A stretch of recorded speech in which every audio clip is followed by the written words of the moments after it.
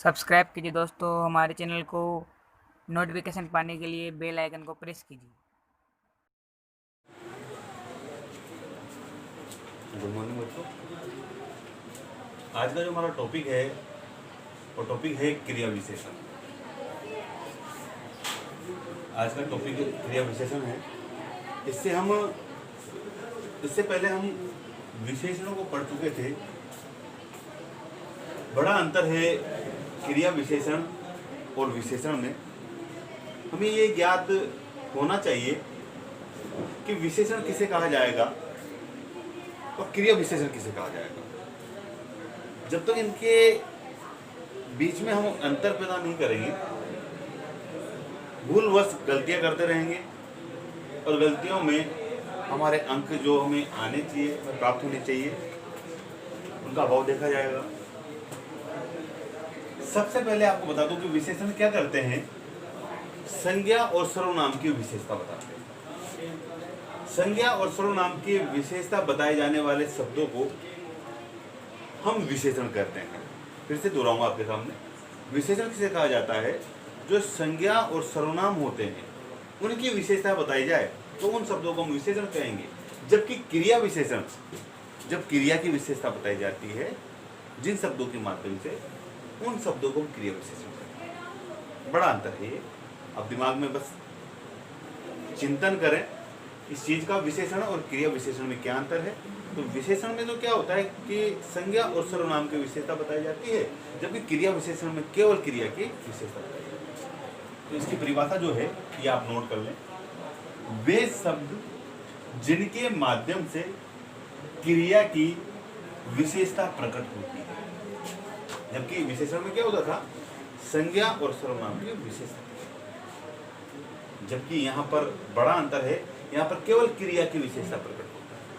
तो उन शब्दों को हम क्रिया विशेषण कहते हैं। ये आपका 10th में जो है 2 अंकों का चैप्टर है। 2 अंक यहाँ से लिए जा सकते हैं। बड़ा आसान है अंक लेना, भी इतना ज़्यादा टफ नहीं है ये। वे शब्द जिनके माध्यम से क्रिया की विशेषता प्रकट होती हो, क्रिया विशेषण कहलाते हैं। वे शब्द जिनके माध्यम से संज्ञा और सर्वनाम की विशेषता प्रकट होती हो तो विशेषण कहलाते हैं। तो क्रिया विशेषण से क्या हो जाता है कि क्रिया की विशेषता बताई जाती है। दूसरा है प्रक्रिया विशेषण। कई बार ये भी एग्जाम में पूछ लिया जाता है। वे शब्द जो क्रिया विशेषण की भी विशेषता बताता हो, ये थोड़ा अलग है। क्रिया विशेषण की भी विशेषता बताता हो पर क्रिया विशेषण कहलाता है। उदाहरण है, उदाहरण हम देख लेते हैं। घोड़ा बहुत तेज दौड़ता है। दौड़ना है क्रिया, दौड़ता है। कितना दौड़ता है? तेज, तेज दौड़ता है, ये इसकी विशेषता।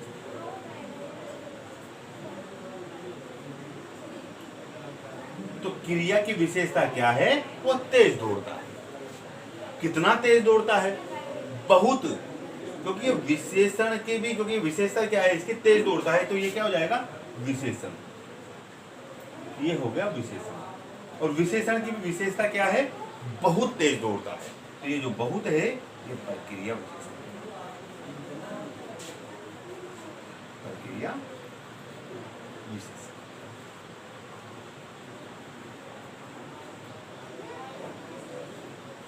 तीनों चीजें आईने की तरह एकदम फर्स्ट क्रिया, क्रिया विशेषण, प्रक्रिया विशेषण। तीनों ही चीजें आपके सामने आईने की तरह साफ है। तो बड़ा साधारण सा तरीका है हम लोगों को विशेषण और क्रिया विशेषण में पहले अंतर ढूंढना और सर्च करना है। अंतर विशेषण का ये है कि विशेषण की परिभाषा है संज्ञा और सर्वनाम की विशेषता बताई जाए, जबकि क्रिया विशेषण में केवल क्रिया की विशेषता बताई जाए। और क्रिया विशेषण की भी अगर कोई शब्द विशेषता बता रहा है तो हम उसे प्रक्रिया विशेषण कहते हैं। तो आराम से आपको ये उदाहरण लिख लेना है। घोड़ा बहुत तेज दौड़ता है। दौड़ना क्रिया है, उसकी विशेषता क्या है? वो तेज दौड़ता है, तो विशेषण हो गया। विशेषण की भी विशेषता क्या है? वो बहुत तेज दौड़ता है, तो बहुत क्या हो जाएगा? प्रक्रिया विशेषण। तो आज का जो टॉपिक है मूल रूप से उसकी परिभाषा इस प्रकार से।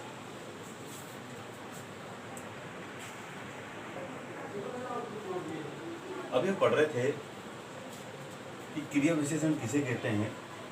जैसे कि मैंने आपके सामने जो परिभाषा दी थी क्रिया विशेषण का मतलब होता है वे शब्द जिनके माध्यम से क्रिया की विशेषता प्रकट होती हो क्रिया विशेषण कहलाते हैं।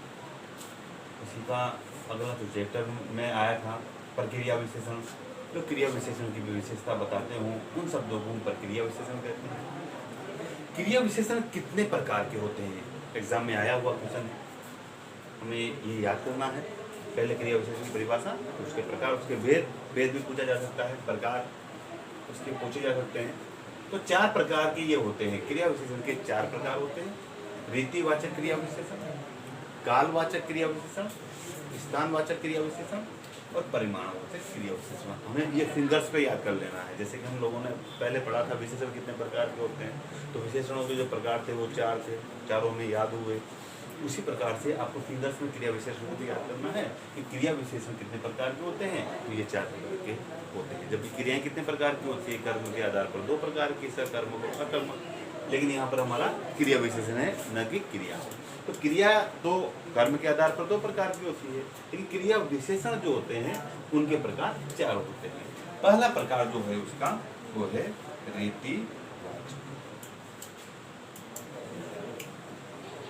रीतिवाचक क्रिया, ये पहला प्रकार। हम लोगों को रीतिवाचक की परिभाषा को याद करना है। आप लिखिए जो मैं लिख रहा हूं। वे क्रिया विशेषण शब्द जिनके माध्यम से, वे क्रिया विशेषण शब्द, आप लिख लें, नोट कर लें। वे क्रिया विशेषण शब्द जिनके माध्यम से क्रिया के होने के ढंग का पता चलता है या तरीके का पता चलता है। वे क्रिया विशेषण शब्द जिनके माध्यम से क्रिया के होने के तरीके का पता चलता है, तरीके का पता चलता है। जैसे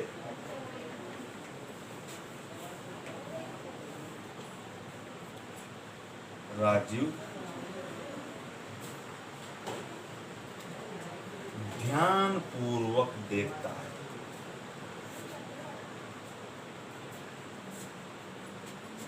देखता है।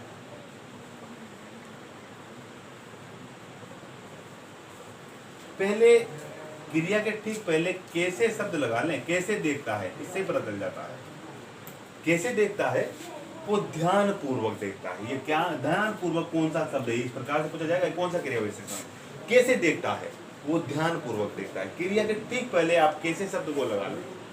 कैसे शब्द को लगाने के बाद अगर हमें उत्तर मिलता है तो निश्चित तौर पर वहां जो क्रिया विशेषण होगा वो रीतिवाचक क्रिया विशेषण, वो ध्यान पूर्वक देखता है। और सब लिखा देता हूं।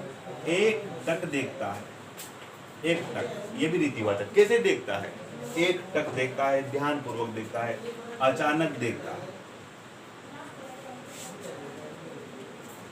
कैसे देखता है, अचानक देखता है। तो इस प्रकार के जो शब्द आते हैं,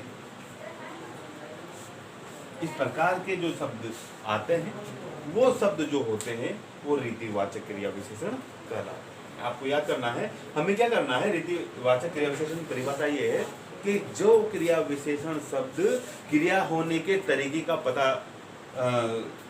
देते हैं, क्रिया किस प्रकार से हो रही है, तो उस क्रिया विशेषण को हम रीतिवाचक क्रिया विशेषण कहते हैं। रीतिवाचक क्रिया विशेषण में क्रिया के ठीक पहले हम कैसे शब्द को लगा दें। मैं बार बार कह रहा हूं, आपके सामने रिपीट कर रहा हूं, इसे याद करें आप कि क्रिया के ठीक पहले हम कैसे शब्द को लगा दें, हमें उत्तर मिलता है तो निश्चित तौर पर वो रीतिवाचक क्रिया विशेषण होगा। वो कैसे देखता है, उत्तर मिल रहा है, एक तक ध्यान पूर्वक, अचानक देखता है। ये जो शब्द हैं वे शब्द रीतिवाचक क्रिया विशेषण है। इसे नोट करना है। अगला जो हमारे सामने है रीतिवाचक हुआ। अगला हमारे सामने जो है वो है कालवाचक क्रिया विशेषण। दूसरा जो हमारे सामने है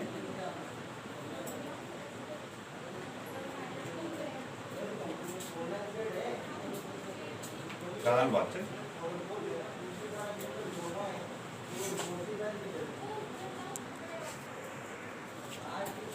अगला जो हमारा टॉपिक है वो है कालवाचक क्रिया विशेषण। इसकी परिभाषा आप लिखिए। वे क्रिया विशेषण शब्द, वह क्रिया विशेषण शब्द जो जिसके माध्यम से, अभी लिख देना, जिसके माध्यम से क्रिया विशेषण शब्द जिनके माध्यम से काल काल संबंधी विशेषता प्रकट होती है। वे क्रिया विशेषण शब्द जिनके माध्यम से काल संबंधी विशेषता प्रकट होती है। कोष्टक में आप समय भी लिख लेना, काल का मतलब होता है समय, समय संबंध। वे क्रिया विशेषण शब्द जिनके माध्यम से काल संबंधी विशेषता प्रकट होती है, कालवाचक क्रिया विशेषण कहलाते हैं। कालवाचक क्रिया विशेषण कहलाते हैं।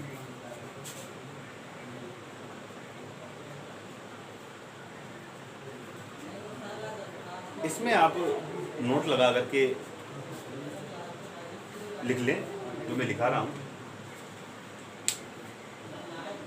क्रिया के ठीक पहले, क्रिया के ठीक पहले कब शब्द लगा करके देखना चाहिए।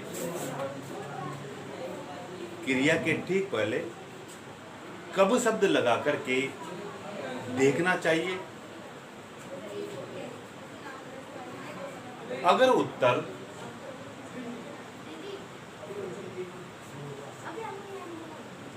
मिलता है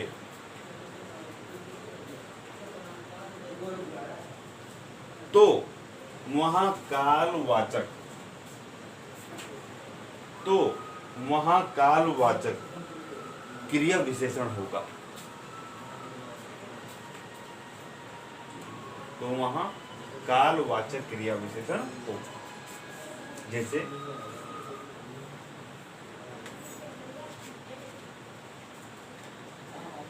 राजू कल कोटा जाएगा।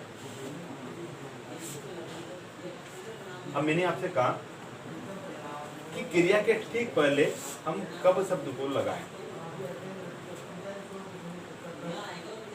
जवाब मिलता है कब जाएगा। कब जाएगा? वो कल जाएगा। आ रहा है। अब काल का मतलब क्या होता है? समय। समय संबंधी विशेषता प्रकट हो रही है कि नहीं हो रही है ना? हो रही है ना, क्योंकि कब शब्द का हमने क्रिया के ठीक पहले प्रयोग किया, जबकि रीतिवाचक में किसका प्रयोग कर रहे थे? कैसे। कैसे देखता है? तो ध्यानपूर्वक देखता है, एकटक देखता है, अचानक देखता है। कैसे शब्द से हमें उत्तर मिलता है तो रीतिवाचक हो गया। लेकिन कब शब्द से हमें उत्तर मिलता है तो वो कालवाचक हो जाएगा। राजीव कल कोटा जाएगा। राजीव अभी अभी कोटा गया, अभी अभी कोटा गया, ये भी हो सकता है ना? कल कोटा गया, आज कोटा जाएगा। समझ रहे हो आप? तो ये है ना, शाम को, सुबह, तो ये सब कुछ क्या है? ये समय संबंधी विशेषता है। अगर ये समय संबंधी विशेषता है तो निश्चित तौर पर जो क्रिया विशेषण होगा वो कौन सा हो जाएगा? वो हो जाएगा कालवाचक क्रिया विशेषण। आ रहा है कि नहीं आ रहा है? तो हमने अभी पढ़ा रीतिवाचक क्रिया विशेषण, अब पढ़ा कालवाचक क्रिया विशेषण। तीसरा जो है हमारे सामने वो भी हम देख लेते हैं।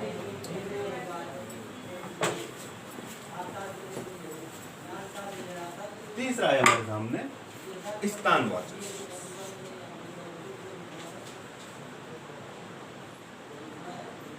स्थानवाचक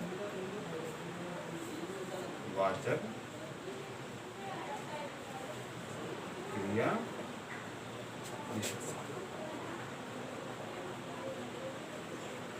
अगला टॉपिक हमारे पास जो है वो है स्थानवाचक क्रिया विशेषण। परिभाषा देखें। वे क्रिया विशेषण शब्द, वे क्रिया विशेषण शब्द जिनके माध्यम से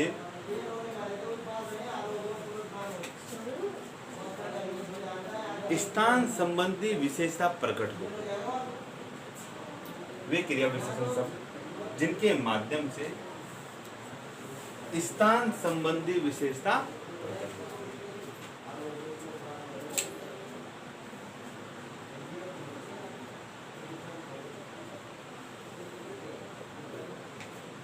स्थानवाचक क्रिया विशेषण कहलाते हैं।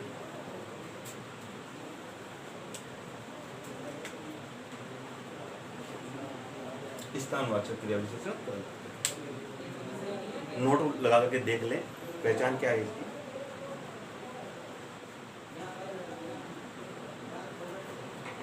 जब हम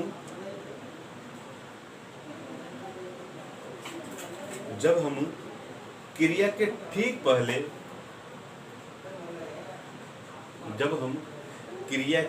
पहले कहाँ शब्द लगाते हैं,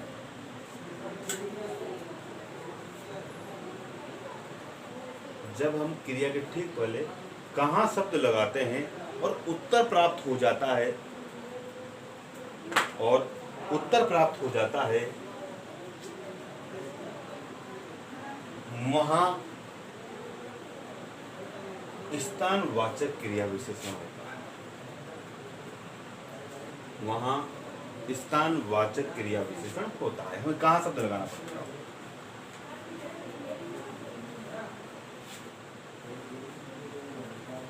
राजीव अंदर बैठा।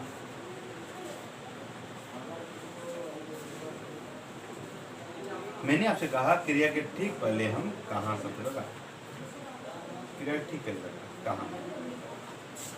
कहाँ बैठा है? वो अंदर बैठा है। उत्तर मिल रहा है नहीं मिल रहा है? उत्तर मिल रहा है तो निश्चित तौर पर स्थानवाचक क्रिया विशेषण। बाहर बैठा है,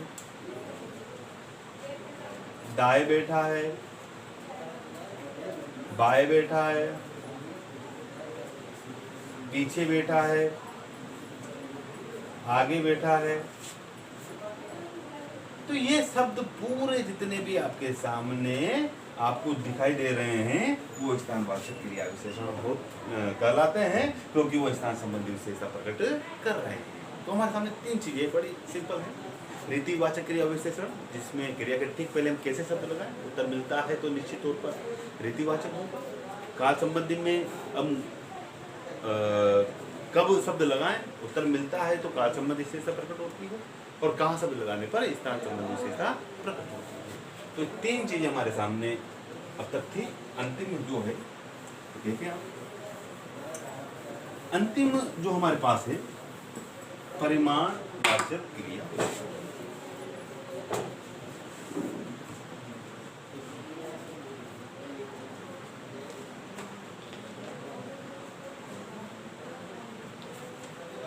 परिमाणवाचक क्रिया विशेषण लिखें आप, इसकी परिभाषा लिखें। वे क्रिया विशेषण शब्द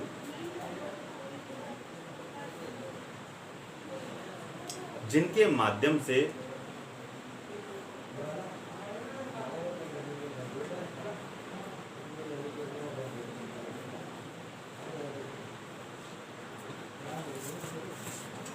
मात्रा संबंधी विशेषता प्रकट होती है। मात्रा संबंधी विशेषता प्रकट होती है। परिमाणवाचक क्रिया विशेषण कहलाता है।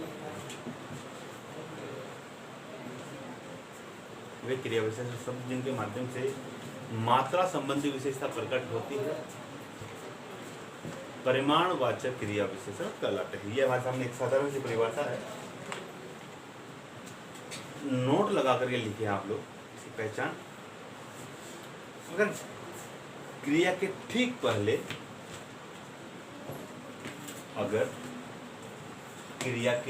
पहले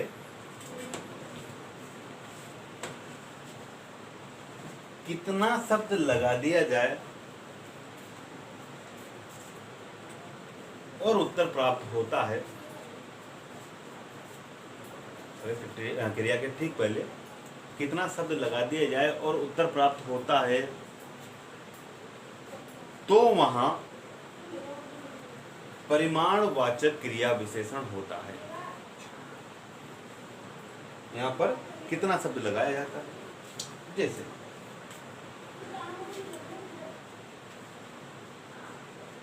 राजू बहुत बोलता है। मात्रा संबंधी विशेषण, कितना बोलता है, कितना शब्द लगाया मैंने, कितना बोलता है, कितना बोलता है वो, बहुत बोलता है, ज्यादा बोलता है, कम बोलता है। तो जहां पर मात्रा संबंधी कितनी मात्रा में वो बोल रहा है, कितनी मात्रा में क्या क्रिया कर रहा है, धीरे धीरे चल रहा है, जल्दी जल्दी चल रहा है, तो सब कुछ जो है वो कौन सा हो जाएगा, परिमाणवाचक क्रिया विशेषण होगा। तो हमारे सामने चार चीजें थी कि रीतिवाचक क्रिया विशेषण में क्रिया के ठीक पहले हम क्या लगाएं, कैसे शब्द लगाएं, कैसे शब्द। कालवाचक में कब शब्द लगाएं, कब शब्द को लगाएं, उत्तर मिलता है तो निश्चित तौर पर ये होगा। स्थानवाचक में कहाँ शब्द लगाएं, उत्तर मिलता है तो निश्चित तौर पर वो स्थानवाचक, और जबकि परिमाणवाचक में कितना शब्द लगाएं। ये चारों चीजें आपके सामने क्लियर होनी चाहिए कि क्रिया के ठीक पहले कब जो है कालवाचक में, कैसे जो है वो रीतिवाचक में, कहाँ जो है स्थानवाचक में, और कितना जो है परिमाणवाचक में लगता है। आपके सामने स्वतः ही उत्तर आ जाएगा और आप उस क्वेश्चन को सोल्व कर पाओगे। तो आज का टॉपिक था क्रिया विशेषण। मेरे समझ में आपको समझ में आया होगा कि किस प्रकार से सरल तरीके से, शॉर्ट तरीके से मैं ये चारों चीज़ें हमारे दिमाग में रखनी है, जो आपको ये बता देगी कि इसमें कौन सा क्रिया विशेषण ठीक है। प्लीज लाइक कर दीजिए, सब्सक्राइब कर दीजिए और बेल आइकन को प्रेस कर दीजिए। देखने के लिए धन्यवाद।